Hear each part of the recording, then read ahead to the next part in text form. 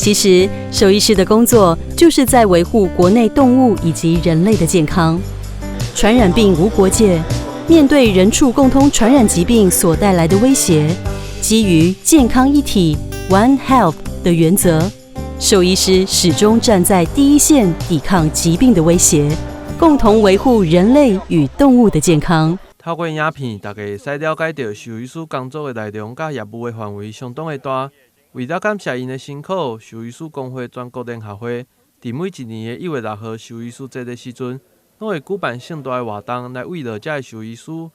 今年特别选伫台南来举办，负责规划台南市兽医师工会理事长李朝全，除了规划4套方案来面对疫情的威胁，同时也希望透过持续的努力，让社会各界会使更加尊重兽医师，提升因的能量。感谢最重要就是你们的参与，让我们觉得有荣耀。那兽医师，包括我们的影片，未来大家要记得，一定要去按赞，然后我们也会在 YouTube 里面播放，让大家知道兽医师应该要外宣，让大家知道兽医师有做什么工作。未来我也期望未来能够提升兽医师的地位。那当然，公务机关的职等一定要提高，不然人家看不起。那同时呢，也让我们的兽医师开业兽医师能够更好的一个待遇，因为你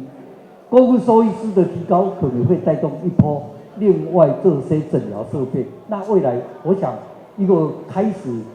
这是一些影片也是个开始。以前我们大部分是吃吃喝喝，但是我想未来用一个兽医师让外界去知道我们的重要，还有对我们的尊重。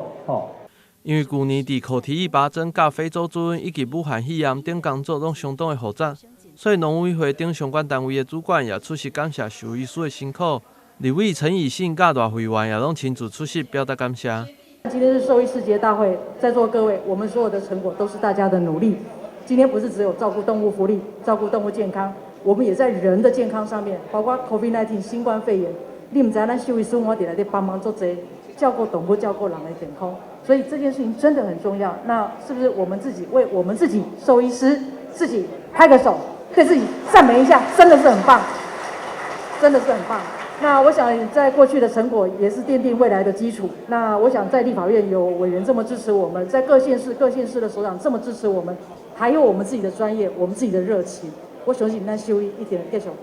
更加好，为这个世间的好的代志，继续来打拼。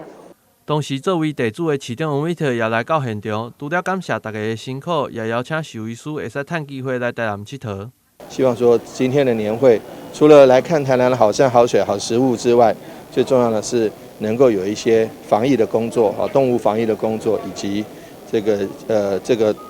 流浪动物数量控制的部分，能够提出很好的一个见解跟这个协助。主办单位也特别表扬伫工作领域投入30档到70档，以及有特殊贡献的兽医师，